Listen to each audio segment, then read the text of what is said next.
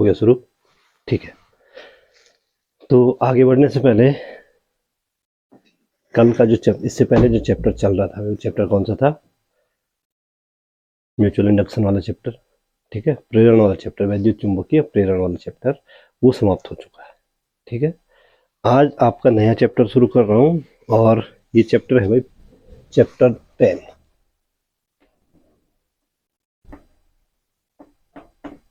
10वां chapter है। 10वां chapter शुरू कर रहा हूँ। ठीक है, और चैप्टर 10 है प्रत्यावर्ती धारा। प्रत्यावर्ती धारा, और इसको बोलते हैं अल्टरनेटिव करंट। अल्टरनेटिव करंट नाम सुना हुआ है? प्रत्यावर्ती धारा का नाम तो सुना ही होगा। अब प्रत्यावर्ती धारा शुरू करने से पहले थोड़ा सा आपको पीछे जाना पड़ेगा, पीछे के चैप्टर रिमाइंड कराने पड़ेंगे फ्लैशबैक में। ठीक है ना, इससे पहले वाला जो चैप्टर था बिल्कुल उसी चैप्टर को हम आगे बढ़ाएंगे। और इससे पहले चुंबकीय फ्लक्स आया था, कहीं आया था। चुंबकीय फ्लक्स में जो परिवर्तन हुआ था वो किसके बराबर हुआ था? चुंबकीय फ्लक्स में परिवर्तन की जो दर थी, फैराडे का नियम बोलता था वो किसके बराबर है?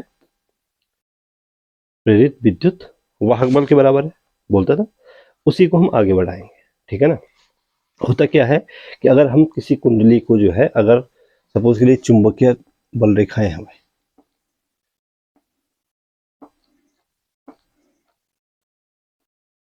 ये चुंबकीय क्षेत्र है, जो चुंबकीय बल रेखाएं किसी चुंबकीय क्षेत्र को दिखा रही हैं और चुंबकीय क्षेत्र की तीव्रता है कितनी? b।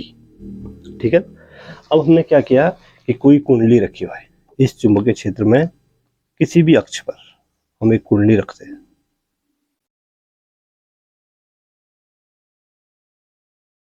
ये कुंडली लिया,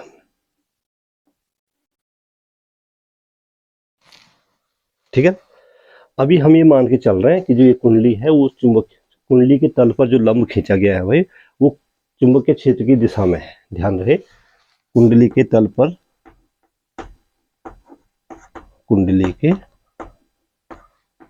तल पर लंब ये किसकी दिशा में है?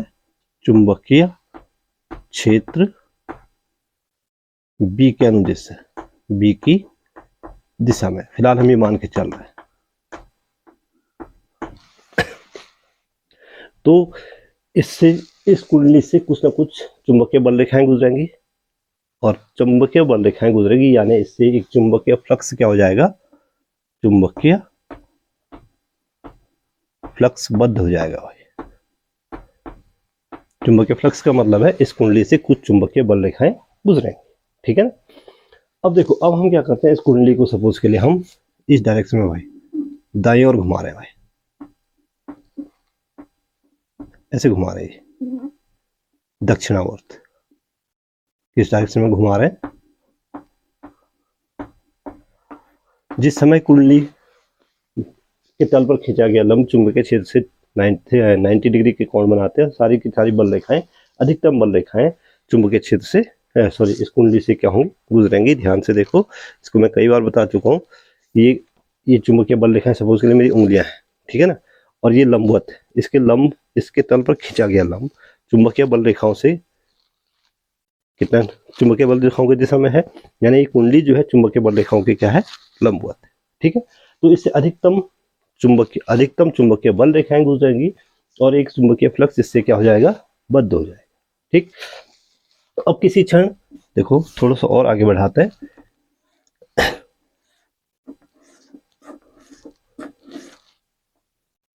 अब इस कुंडली को हमने घुमाना शुरू किया दक्षिणावर्त, दाईं ओर घुमाना शुरू किया भाई। ठीक है ना, तो किसी क्षण घुमाते हुए, किसी क्षण जो कुंडली का अक्ष है, ये कुंडली का अक्ष है, ये वाला अक्ष, ये कुंडली का अक्ष। ठीक है, अब किसी क्षण जो है, जो चुंबकीय बल रेखाएं हैं इसके तल पर अगर हम लंब खींचें भाई, इस कुंडली के तल पर हम लंब खींचें और किसी क्षण थीटा कोण बनाए, चुंबकीय बल रेखाओं से कितना कोण बनाए? थीटा कोण बनाए, तो उस समय अब थीटा कोण बनाएगा जैसे ही, वैसे ही इसके गुजरने वाली चुंबकीय बल रेखाएं घटनी शुरू होंगी भाई। ठीक है। जब कुंडली को हम चुंबकीय बल रेखाओं के लंबवत रखेंगे तो अधिकतम चुंबकीय बल रेखाएं उससे गुजरेंगी, और जैसे वो घूमी तो चुंबकीय बल रेखाएं घटनी क्या हो जाएंगी, शुरू हो जाएंगी, और चुंबकीय बल रेखाएं घटनी शुरू होंगी। इसका मतलब चुंबकीय फ्लक्स में क्या होगा, परिवर्तन होगा, और जो चुंबकीय फ्लक्स में परिवर्तन होगा वो क्या होगा, प्रेरित विद्युत वाहक बल होगा। वहीं से आगे हम और आगे प्रेरित विद्युत वाहक बल के आगे प्रत्यावर्ती वोल्टेज या प्रत्यावर्ती धारा चलाएंगे, ठीक है ना। अभी हम यहां से निकालेंगे क्या, प्रत्यावर्ती वोल्टेज भी इसी से निकलेगा, और तथा प्रत्यावर्ती धारा भी इसी आर्टिकल से हम आगे निकालेंगे, प्रत्यावर्ती धारा भी इसी से निकालेंगे, ठीक है ना। अब जब कुंडली के तल पर खींचा गया लंब, कुंडली के तल पर, ध्यान रहे कुंडली के तल पर खींचा गया लंब है, कुंडली नहीं, खींचा गया लंब चुंबकीय बल रेखाओं से, चुंबकीय बल या चुंबकीय क्षेत्र की दिशा भी बोल सकते हैं आप, चुंबकीय बल रेखाओं को बोलने से बढ़िया क्या बोल सकते हैं, चुंबकीय क्षेत्र की दिशा से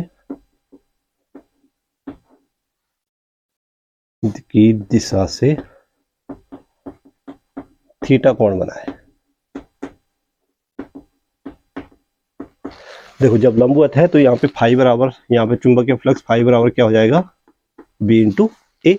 यहाँ ए कुंडली का क्षेत्रफल है भाई, ठीक है ना, और बी चुंबकीय क्षेत्र की तीव्रता है। जब चुंबकीय क्षेत्र की दिशा के लंबवत है तो फाई बराबर बी ए हो जाएगा। इसको समीकरण नंबर मैंने क्या बना दिया, फर्स्ट बना दिया। और जब चुंबकीय क्षेत्र की दिशा से थीटा कोण बनाए तो फाई बराबर क्या हो जाएगा, फाई बराबर क्या हो जाएगा, यस, बी ए साइन थीटा या बी ए कॉस थीटा। इसका लंब घटक लेंगे, यहाँ पे बी कॉस थीटा, इसका लंब घटक हो जाएगा बी कॉस थीटा, ये वाला घटक लिया जाएगा जो कि कुंडली के तल पर क्या बनाए, लंब के अनुदिश, वो घटक लेना है, ठीक है ना। तो फाई बराबर हो जाएगा बी ए कॉस थीटा। अब यहाँ पे हम कुंडली को घुमा रहे हैं, ध्यान रहे ये कुंडली इस दिशा में घूम रही है, हमने क्या, कुंडली दक्षिणावर्त दिशा में घूम रही है, ठीक है। अब यदि कुंडली कोणीय वेग ओमेगा से, कोणीय, इसको ओमेगा बोलते हैं कोणीय वेग को, आपने कोणीय वेग, रेखीय वेग 11th में पढ़े हुए, तो कोणीय वेग को ओमेगा पढ़ते हैं, ठीक है ना, उल्टा डब्ल्यू जैसा होता है। कोणीय वेग ओमेगा से दक्षिणावर्त दिशा में घूम रही है, दक्षिणावर्त दिशा में घुमाई जा रही है,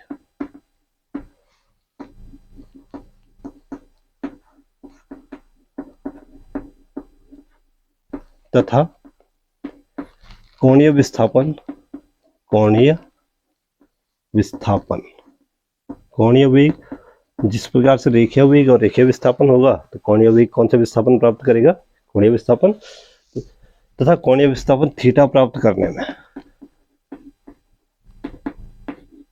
स्मॉल टी समय लेता है, या स्मॉल टी सेकंड।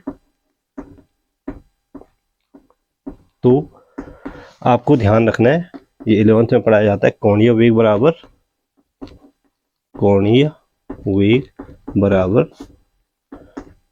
कोणीय विस्थापन बटे समय अंतराल। जैसे रेखीय विस्थापन बटे समय अंतराल, वैसे कोणीय विस्थापन बटे समय अंतराल। तो ओमेगा बराबर होता है कोणीय विस्थापन थीटा, समय अंतराल टी, ओमेगा बराबर क्या, थीटा अपॉन टी होता है। या आप कह सकते हैं थीटा इक्वल टू क्या होता है भाई, ओमेगा टी। इसको समीकरण नंबर क्या बना दिया मैंने, ये सेकंड बनाई थी और ये थर्ड बना दी। अब ओमेगा का मान यहां से उठा के समीकरण नंबर कहां पे रख दो, 2 में रख दो, थीटा का मान। तो इसलिए फाई बराबर हो जाएगा B A cos omega T, B A cos, इसको मैं समीकरण नंबर जो भी बना रहे हैं आप लोग 3 4 5 जो भी बन रहा है, फाई बराबर क्या हो गया, B A cos omega T हो, ठीक है।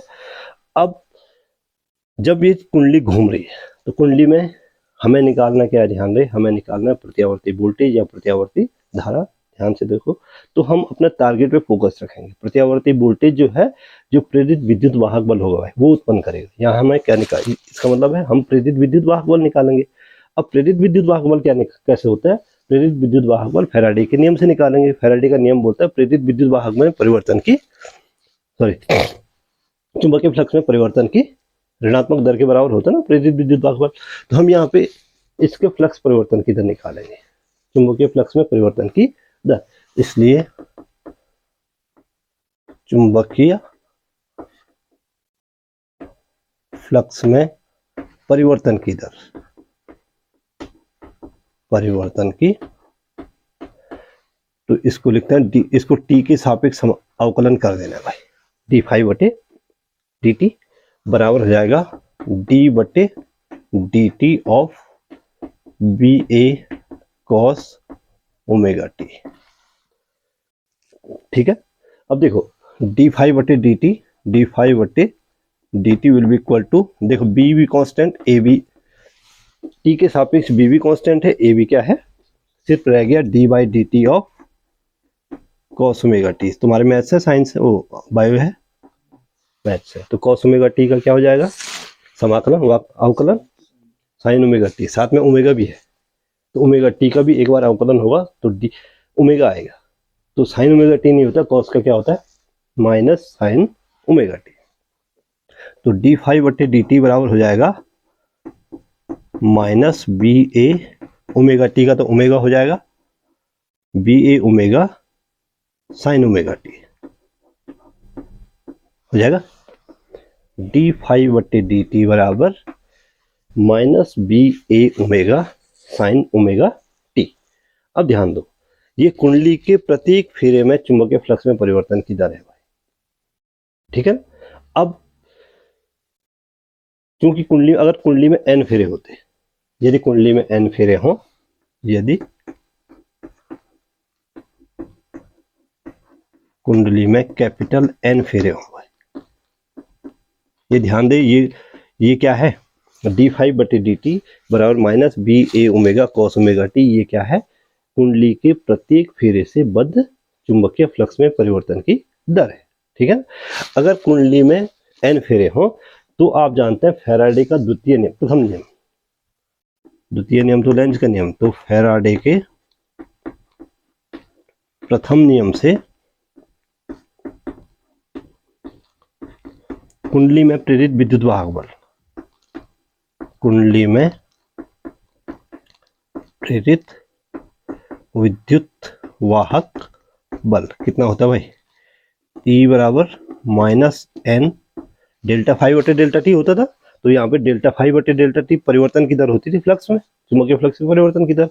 यहाँ पे हमने उसको क्या लिखा हुआ, डी फाइव बटे डी टी, तो डेल्टा फाइव बटे डेल्टा टी को रिप्लेस कर देंगे डी फाइव बटे डी टी से। तो यहाँ पे लिख देता हूँ डी फाइव बटे डी टी, इस मान को यहाँ पे उठा के रख लो, तो E बराबर हो जाएगा, E will be equal to, देखो माइनस माइनस का क्या हो गया, प्लस हो गया, एन बी ए ओमेगा लिख दो सीधे, N B A omega sine omega T, ये होगा ना, डी फाइव बटे डी टी की जो आएगा minus B A omega sine omega T, minus minus का क्या हो गया, प्लस हो गया। दो बार लिखने की जरूरत तो नहीं है, इतना तो आप लोगों को समझ आना चाहिए। ठीक है, तो E बराबर हो गया भाई N B A omega sine omega T.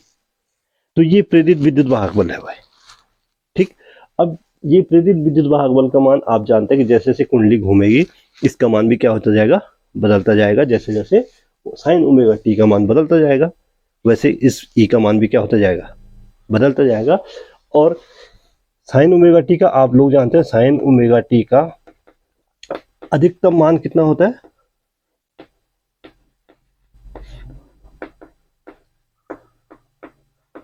अधिकतम मान कितना है, साइन ओमेगा टी का, साइन थीटा का अधिकतम मान 1 होता है। ठीक है, तो इसलिए E का अधिकतम मान, E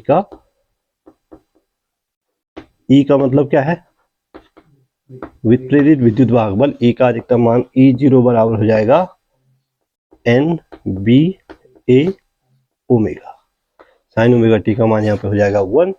इसको चाहो तो आप समीकरण नंबर बना दो 5, इसको चाहो तो समीकरण नंबर बना दो क्या 6। तो ई बराबर हो जाएगा E0 NBA omega sine omega, E बराबर E0 NBA ओमेगा। हो गया कि नहीं हुआ? ठीक है। अब यहाँ से अगर आप चाहो तो यहाँ पे ई का मान यहाँ पे रख दो, इसलिए आप कह सकते हैं ई बराबर क्या हो जाएगा E0 साइन ओमेगा टी, ये भी कह सकते हैं E0 NBA ओमेगा की जगह क्या रख दो, NBA ओमेगा की जगह क्या रखो E0 रख दो। तो ये अधिकतम, ये E0 क्या है, प्रेरित विद्युत वाहक बल का अधिकतम मान कितना होगा NBA ओमेगा। अब आप इस समीकरण से आप देख सकते हैं भाई कि कुंडली के सिरों के बीच एक ऐसा विभवांतर एक ऐसा विद्युत वाहक बल प्रेरित हो गया है जो कि समय के साथ साथ क्या हो रहा है, बदल रहा है। समय के साथ क्या हो रहा है, अगर या ओमेगा टी की जगह हम थीटा भी रख सकते हैं, साइन ओमेगा टी की जगह क्या रख सकते हैं, थीटा भी रख सकते हैं, या ओमेगा टी भी रख दो, एक ही बात है वो, थीटा या ओमेगा टी एक ही चीज है। ठीक है ना। अब हम देखेंगे कि समय के साथ साथ और कोणीय विस्थापन के साथ साथ वैद्युत वाहक बल कैसे परिवर्तित हो रहा है, कैसे चेंज हो रहा है। यहाँ तक बात समझ में आ गई? तो E बराबर हो गया E0 साइन ओमेगा टी। इसको मिटाओ मैं यहाँ से, अब ये थोड़ा और आगे चलेगा ये आर्टिकल है।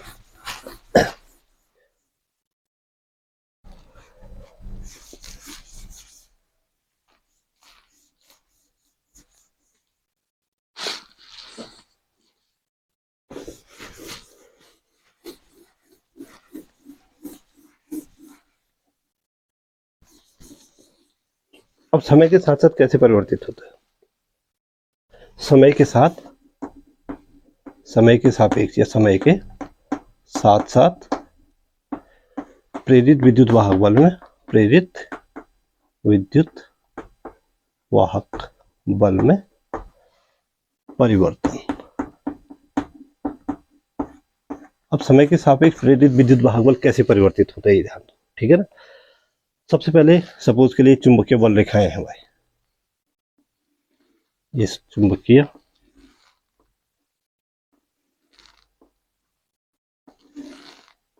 ये चुंबकीय बल रेखाएं, ठीक है ना। और यहाँ पे हम एक ग्राफ लेंगे प्रेरित विद्युत वाहक बल के लिए, यहाँ मैं एक ग्राफ लूंगा प्रेरित विद्युत वाहक बल के लिए। ठीक है ना। अब थोड़ा सा ध्यान से देखो, सपोज के लिए कोई कुंडली है, ये कुंडली है,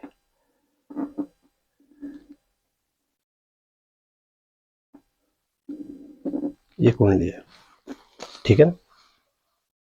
अब ये कुंडली जो है इस समय, ये लाइन अभी इधर नहीं मारता, अभी ये जो कुंडली है, ये कुंडली जो है,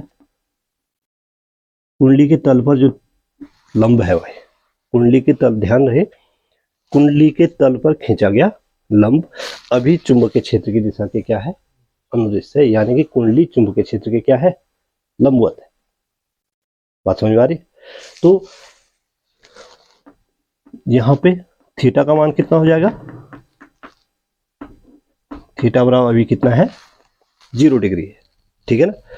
कुंडली लंबवत है, ध्यान रहे कुंडली लंबवत है, कुंडली के तल पर खींचा गया लंब क्या होगा, चुंबकीय क्षेत्र बी के अनुदिश है, तो थीटा बराबर क्या हो गया 0।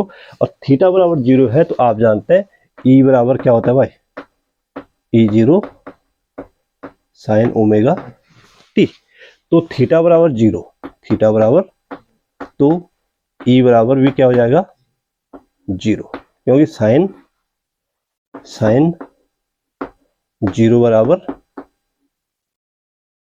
साइन 0 बराबर 0, और ओमेगा टी क्या है भाई, ओमेगा टी तो आप जानते हैं क्या है, थीटा है। तो यहाँ पे ई का मान भी कितना हो गया, 0 हो गया। ई का मान क्या हो गया, 0 हो गया ना। अब देखो, अब हम इसको घुमा के 90 डिग्री घुमा देते हैं भाई, इसको घुमाते हुए वापस कितना लाते हैं 90 डिग्री। अब देखो 90 डिग्री लाएंगे इसको, यानी कि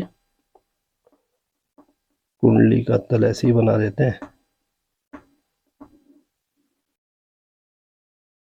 अब हमने इसको 90 डिग्री घुमा दिया भाई, यानी कि अब इसका जो तल पर खींचा गया लंब और चुंबकीय बल रेखाओं के बीच का कोण थीटा बराबर कितना हो गया, 90 डिग्री। थीटा बराबर कितना, 90 डिग्री होगा ये। तो यहाँ पर जो विद्युत E बराबर हो जाएगा E0 साइन 90, थीटा बराबर 90 डिग्री। तो E बराबर E0 साइन 90, E बराबर हो जाएगा E0, E बराबर हो जाएगा, यानी कि ये अपने अधिकतम मान को प्राप्त करेगा भाई। विद्युत प्रेरित विद्युत भागवत अपने अधिकतम मान को क्या हो जाएगा, ये E0 हो गया, ये क्या हो गया, ठीक है। इसके आगे का फिगर आप थीटा की जगह अब हम 90 की जगह कितना लेते हैं, 180।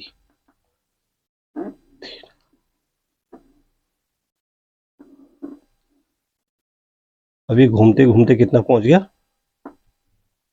कितना पहुंचा, 180। जब थीटा बराबर 180 डिग्री तो E बराबर क्या हो जाएगा, E0 साइन 180। साइन 180 का मान कितना होता है भाई, -1 होता है।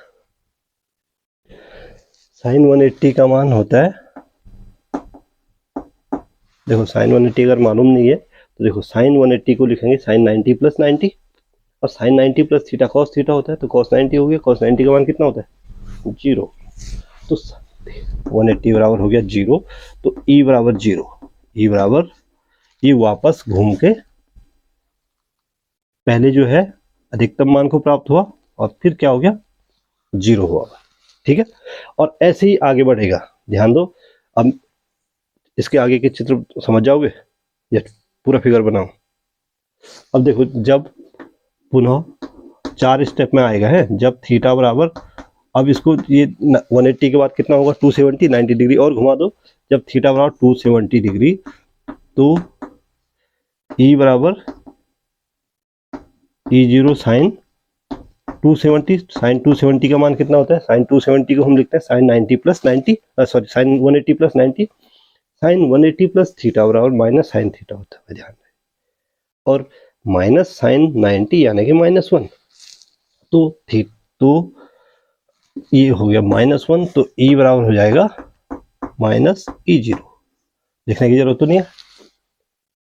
तो E बराबर E0 यानी कि ये यहां पहुंच गया भाई 180 पे, ठीक है ना। और 360 पे ये वापस यहाँ आ जाएगा, ये हो गया थीटा का मान 180, नहीं ये आया तो 180, थीटा बराबर 180, यहाँ पे आएगा थीटा बराबर 270 और यहाँ पे आएगा थीटा बराबर 360 डिग्री। लास्ट वाला 360 पे वापस 0 आ जाएगा, ठीक है। और जब थीटा बराबर 360 डिग्री तो साइन 360 का मान कितना होता है, साइन 0 के बराबर, यानी वापस 0। तो E बराबर फिर से E0, E बराबर कितना हो जाएगा, नहीं E बराबर फिर से वापस क्या हो जाएगा, 0 हो गया। तो एक पूरे चक्कर में, एक पूरे यानी कि 360 डिग्री घूमने में या 2 पाई घूमने में, 2 पाई कोणीय विस्थापन में आप ऐसा कह सकते हो, एक पूरे चक्कर घूमने में जो E का मान या प्रेरित विद्युत वाहक बल का मान 0 से एक दिशा में बढ़कर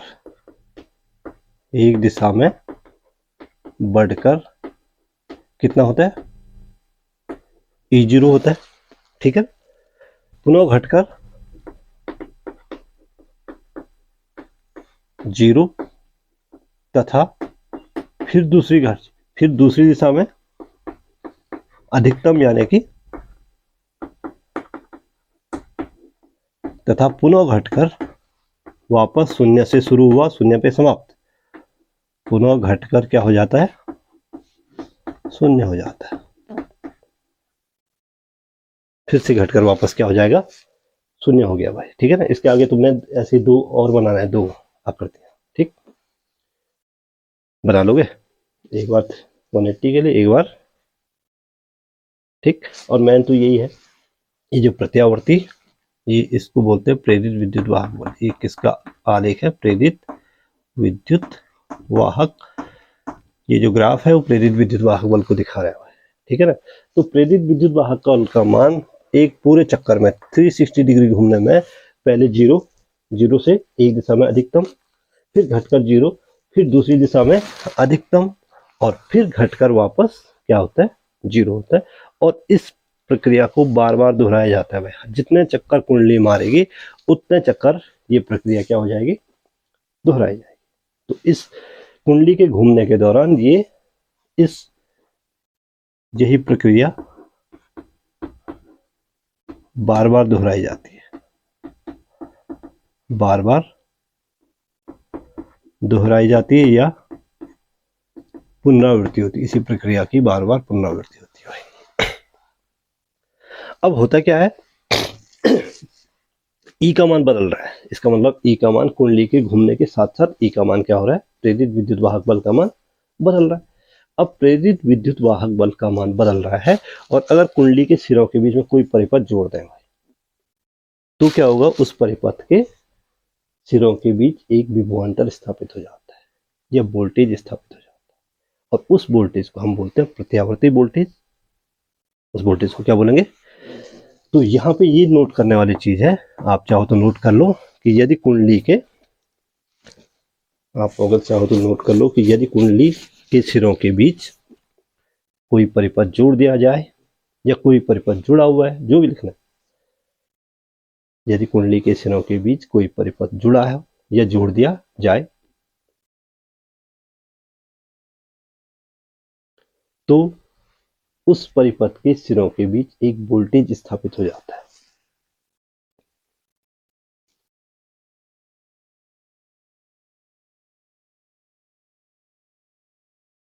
एक क्या हो जाता है? वोल्टेज स्थापित हो जाता है, जो कि प्रेरित विद्युत वाहक बल के समान ही परिमाण और दिशा में, जो कि प्रेरित विद्युत वाहक बल के समान ही परिमाण तथा दिशा में, परिमाण तथा दिशा में आवर्त रूप से बदलता जाता है। आवर्त रूप का मतलब होता है एक निश्चित फ्रीक्वेंसी से एक निश्चित टाइम बाउंड, ठीक है ना। आवर्त रूप से बदलता जाता है, इसे प्रत्यावर्ती वोल्टेज कहा जाता है। जो वोल्टेज स्थापित होगा या जो विभवांतर स्थापित होगा उसको क्या बोलते हैं? प्रत्यावर्ती वोल्टेज बोलते हैं। अब यहां से हम प्रत्यावर्ती वोल्टेज की परिभाषा दे सकते हैं कि एक ऐसा वोल्टेज जो कि समय के साथ साथ और दिशा, जो समय और परिमाण में, दिशा और परिमाण में समय के साथ साथ क्या होता जाता है? बदलता जाता है। उस प्रत्यावर्ती वोल्टेज को क्या बोलते हैं? उस प्रत्यावर्ती विद्युत वाहक बल को हम क्या बोलते हैं? प्रत्यावर्ती वोल्टेज बोलते हैं, ठीक है। बात समझ में आ गई? अगर सिर्फ एक परिभाषा 2 लाइन की आपको लिखने के लिए आएगी कि प्रत्यावर्ती वोल्टेज किसको बोलते हैं, तो आप क्या लिखोगे? आप लिखोगे ऐसा वोल्टेज जो कि परिमाण तथा दिशा में समय के साथ साथ क्या होता रहे? आवर्त रूप से बदलता है, प्रत्यावर्ती वोल्टेज कहलाता है। आई बात समझ में? तो यहाँ पे हम प्रत्यावर्ती वोल्टेज पे पहुंच गए। किस पे पहुंचे? प्रत्यावर्ती वोल्टेज पे पहुंच गए भाई। और प्रत्यावर्ती वोल्टेज यदि भी कैपिटल वी हो तो ई बराबर E0 साइन ओमेगा टी की तर्ज पर V बराबर होता है भाई V0 साइन ओमेगा टी, जहां V0 प्रत्यावर्ती वोल्टेज का अधिकतम मान है या शिखर मान बोलते हैं, जहां V0 प्रत्यावर्ती वोल्टेज का इसको बोलते हैं अधिकतम मान। और आपके जो बुक्स हैं उसमें शिखर मान बोलते हैं, इसको क्या बोलते हैं? शिखर मान, पीक वैल्यू। पीक का मतलब क्या होता है? चोटी, सबसे अधिकतम। चोटी का मतलब है जिसकी ऊंचाई सबसे ज्यादा हो। तो ये पीक वैल्यू कहलाती है, प्रत्यावर्ती वोल्टेज का पीक वैल्यू है। और V0 भी वही है भाई, V0 भी क्या है? जैसे E बराबर E0 साइन ओमेगा टी, वैसे V बराबर V0 साइन ओमेगा टी, और V बराबर होता है NBA omega sine omega T. तो E0 का मान है NBA ओमेगा, तो V0 का मान भी क्या है? NBA ओमेगा ही है। तो V0 का मान क्या है एक्चुअल में?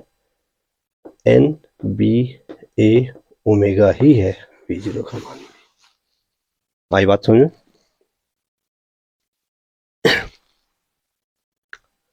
ठीक है ना? प्रत्यावर्ती वोल्टेज हो गया, समझ में आ गया? समय के साथ साथ कैसे बदलेगा उसका परिमाण। ठीक।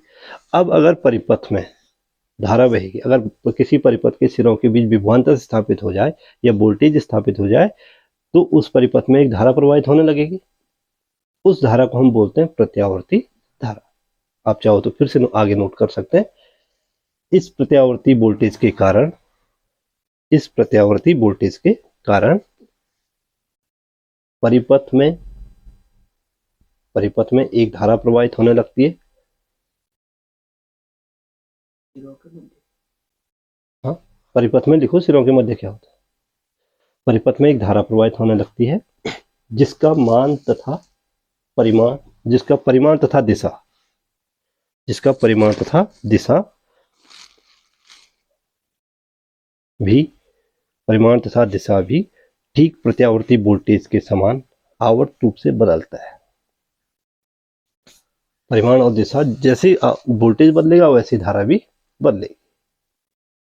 परिमाण तथा दिशा प्रत्यावर्ती वोल्टेज के समान आवर्त रूप से बदलता है। इस धारा को प्रत्यावर्ती धारा कहते हैं। इस धारा को क्या बोलते हैं? यहां हम पहुंचे, अब हम पहुंच गए किस पे? प्रत्यावर्ती वोल्टेज पूरा हो चुका था, अब हम पहुंचे प्रत्यावर्ती। और अगर हम एक ग्राफ लें भाई, और ये प्रत्यावर्ती वोल्टेज है, देखो ध्यान से, ये प्रत्यावर्ती वोल्टेज है, ये क्या है? प्रत्यावर्ती वोल्टेज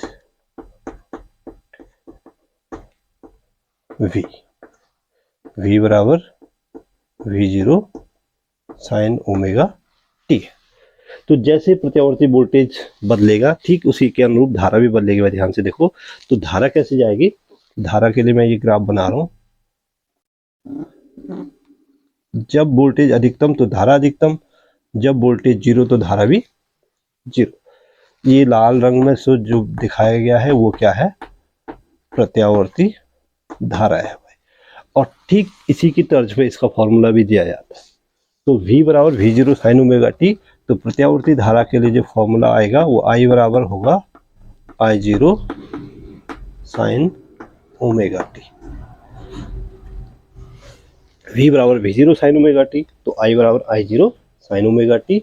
जिस प्रकार से V0 जो है प्रत्यावर्ती वोल्टेज का अधिकतम मान था या शिखर मान था, I0 भी प्रत्यावर्ती धारा का क्या है? अधिकतम मान है या शिखर मान। I0 is peak value of alternative, इसको प्रत्यावर्ती धारा यानी कि अल्टरनेटिव करंट है।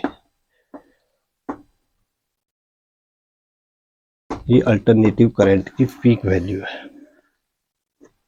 I बराबर I0 साइन ओमेगा टी। ठीक उसी प्रकार से प्रत्यावर्ती धारा का अधिकतम मान है, जिस प्रकार से V बराबर V0 साइन ओमेगा टी में V0 किसका है? प्रत्यावर्ती वोल्टेज का अधिकतम मान। ठीक, तो ये चीजें समझनी बहुत आवश्यक है। एक तो आप प्रत्यावर्ती वोल्टेज समझो और दूसरी प्रत्यावर्ती धारा। प्रत्यावर्ती वोल्टेज समझने के लिए आपको जो है प्रेरित विद्युत वाहक बल समझना पड़ेगा। ठीक है ना? और प्रेरित विद्युत वाहक बल से हम क्या निकालेंगे? प्रत्यावर्ती वोल्टेज निकालेंगे। और प्रत्यावर्ती वोल्टेज से हम क्या निकालेंगे? प्रत्यावर्ती धारा निकालेंगे। ठीक है ना? और फॉर्मूला सबके लिए वही मिलते जुलते फॉर्मूले हैं, उनका जो फॉर्मेट है वो बिल्कुल समान है। ई बराबर E zero sine omega T, V बराबर V zero sine omega T और आई बराबर I zero sine omega T. बात समझ में आ गई? तो ये चीजें क्लियर कर लो पहले, सबसे पहले, ठीक है ना। और सबसे पहली चीज, और फिर से मैं कई बार दोहरा चुका हूँ कि जो थीटा है भाई, यहाँ पे जो थीटा कोण है वो कौन सा कोण होगा, वो कोण होगा जो कि कुंडली के तल पर खींचा गया लंब चुंबकीय बल रेखाओं के साथ बनाएगा या चुंबकीय क्षेत्र की दिशा के साथ बनाता है। अक्सर हम क्या करते हैं, ये गलती कर जाते हैं कि जो कुंडली जो है चुंबकीय बल रेखाओं के साथ जो कोण बनाती है उसको हम थीटा ले लेते हैं, ठीक है ना। तो थीटा कौन सा है? कुंडली द्वारा बनाया गया कोण नहीं है, बल्कि कुंडली के तल पर खींचे गए लंब द्वारा चुंबकीय क्षेत्र के साथ बनाया गया कोण है, ठीक। तो कुंडली को अगर हम किसी चुंबकीय क्षेत्र में घुमाएंगे तो प्रेरित विद्युत वाहक बल, चुंबकीय फ्लक्स में परिवर्तन होगा, चुंबकीय फ्लक्स में जो परिवर्तन होगा वो विद्युत वाहक बल प्रेरित करेगा, प्रेरित विद्युत वाहक बल उत्पन्न करेगा प्रेरित वोल्टेज, या उसको हम यहाँ पे क्या बोलेंगे, प्रत्यावर्ती वोल्टेज, और प्रेरित वोल्टेज के कारण उत्पन्न होगी प्रेरित धारा, यानी उसको हम बोलेंगे अल्टरनेटिव करंट या प्रत्यावर्ती धारा। आगे बात समझ में क्लियर? तो आज के लिए बहुत है।